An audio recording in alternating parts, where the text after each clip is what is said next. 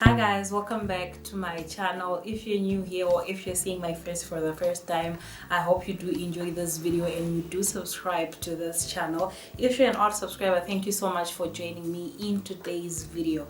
So in today's video, I'm going to be doing a Q&A. I went on Instagram and I asked some of you guys to send some questions that you would like me to respond to. So that's what we're going to be doing in today's video, and let's just get into the video. Okay, so I'm going to be looking down from my phone to see the questions, and then I'll just respond to the questions as we go. So the first question that I got was that how is Zim, and do you consider or have you considered leaving Zimbabwe? So a couple of years back I did consider to leave Zimbabwe, but it right now it's not something that I see for myself. It's not something that I wish could happen. I have no desire to leave Zimbabwe. I know Zimbabwe is very difficult, but for me, with the plans that I have, especially with my business and as well with my family, I don't see myself moving out in the near future. But however, if the opportunity does come and it presents itself with better opportunities, I wouldn't mind. But for now, I don't see myself leaving Zimbabwe, and I have no plans to leave anytime soon. Also, to answer your question, Zim is Zim. Zim is okay. It's just what you make of it, really. Sometimes some days are better than others, but basically for me, I think I'm moving on to our second question. What 3 top lessons have you learned in motherhood, in business, and in life? So those are 3 different lessons in 3 aspects of my life. So I'll answer them separately. The first one being in motherhood. What I've realized with motherhood is that vana vanosiyana, and how you raise your child is different from how your neighbor is doing it or how your sister is doing it. We have things that we prefer or beliefs that we have, and I think that it's also very important to instill those beliefs. If you believe that your child needs to go in that way, say for instance Christianity, or the kind of language that your child uses, or manners even. So I've realized that as a mother, vana vanosiyana, they grow in different paces, and you just have to embrace and nurture your child in such a way that they reach their fullest potential. For instance, I would say when Riley was still a baby, there were a few things things like kufamba, kukambaira, things like that, and I would look at other kids' age, and or people would just come and say, this and that, and it would affect me so much until I realized that eventually achafamba, eventually mazinacha Buddha or whatever. So I understand that as a mother, it comes with that kind of pressure of wanting your child to be the best version of themselves. So you just have to nurture them and just allow them to grow at their natural pace and just become the best version of themselves. And then the second question is the second part of the question is my lesson in business. What I've learned with my business is that you've got to keep going, because if this pandemic has taught us anything, is that you can't plan, you can't really put anything that's concrete for the next 6 months, because you don't know what the climate is going to be. That alone, and also that being in Zimbabwe is not a fair ground. So you can only plan as much, but you always have to be willing to evolve. You have to be willing to adjust and adapt so that your business may stay afloat. And then the biggest lesson that I've learned in life is that God is God. He doesn't change. No situation is the same. Things change. It doesn't matter if it's a good situation or if it's a bad situation. No situation remains the same. So that has been my biggest lesson in life. Moving on to the next question. How has the blogging internet world changed since you started? I know it's been years since. Thank you for this question. But before I get into this question, guys, I also just wanted to thank you guys for sending in these questions, because I asked you guys yesterday to send those questions, and there are a few reasons why I hesitate to do Q&As, because I'm always scared, number one, that what if people don't send in questions, and then I have nothing to do with my day, because today I had already planned to film for this video. But anyway, you did send in your questions, and also I'm always scared, good one, what if people ask questions that are a bit invasive, and I've asked you to ask me anything. Now I have to address it. I don't really have to, but I just do appreciate that you guys did come through for me with your questions. So going back to this question, I'll read it again. How has the blogging internet world changed since you started?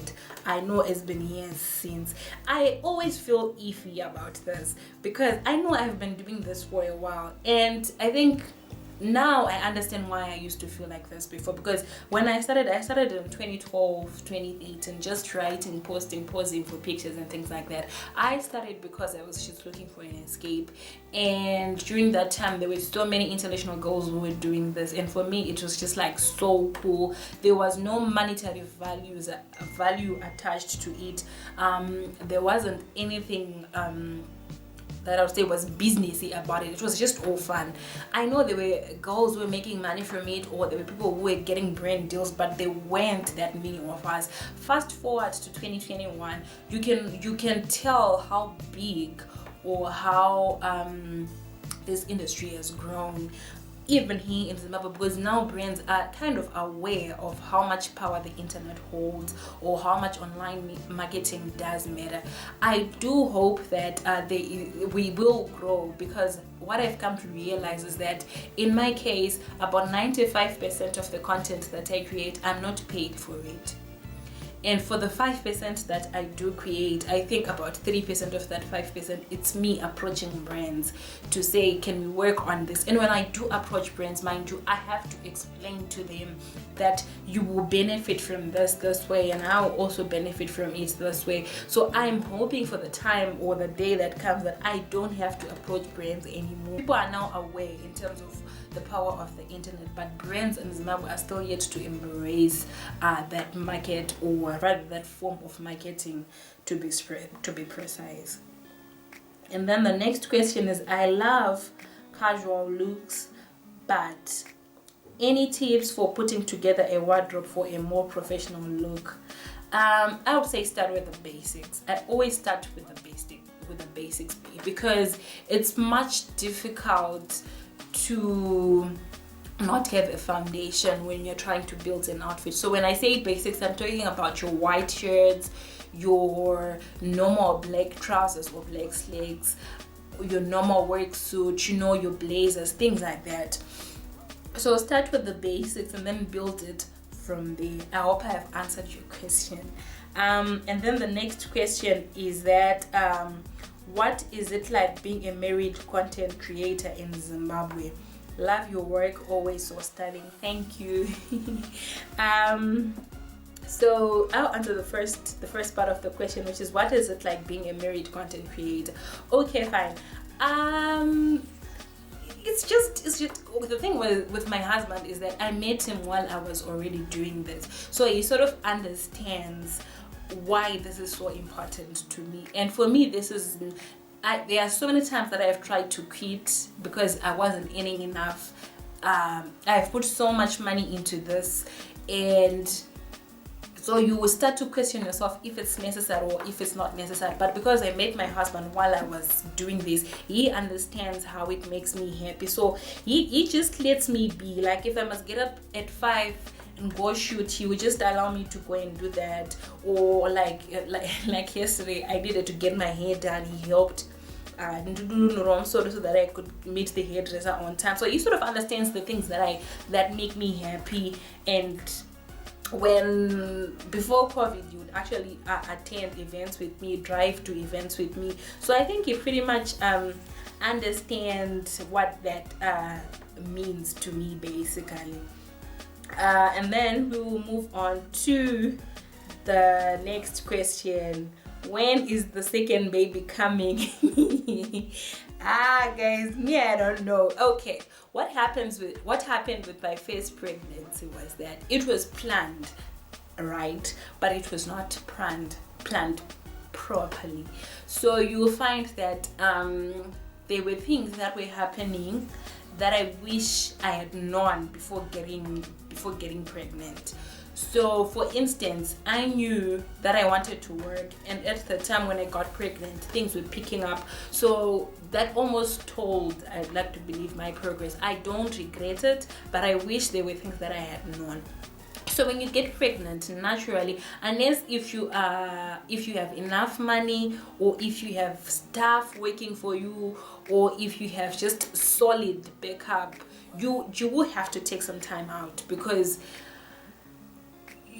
this human being coming into the world needs your attention, and sometimes your body is reacting to the pregnancy differently. So you find that about 2 years of your life, they are not yours really, they are for this human being that you're bringing into the world. So when I know I'm warming up to the idea now, because the idea has always been to have one child, but now I'm warming up to the idea of having a second baby, and I hope that will be happening soon, hopefully. And then moving on to the last question, which is, are you still blogging?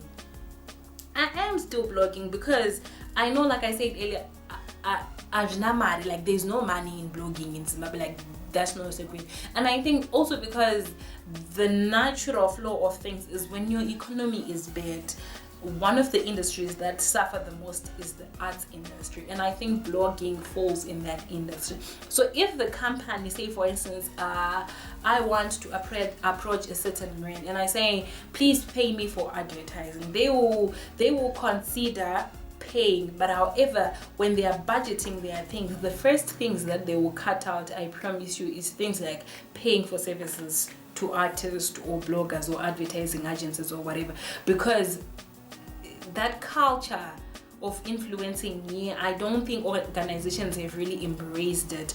So again, blogging for me is always, I've had a love-hate relationship with it, because it takes up so much of my time. I do still blog, I still want to continue blogging, because for me it's an escape. I do enjoy it, and I hope to continue doing it for as long as I want to do it. So these are the few questions that I got, and I think I hope I've answered your questions properly, and that you guys are satisfied with my answers. That is it for today's video. If you did enjoy watching this video, please give it a big thumbs up. Don't forget to like, share with your friends, and also if you have not subscribed to this channel, I have said this before, about 60% of people who are watching my videos are not subscribed. If you have not subscribed, please, I know you enjoyed this video, please do subscribe to my channel, and I'll see you guys in my next video.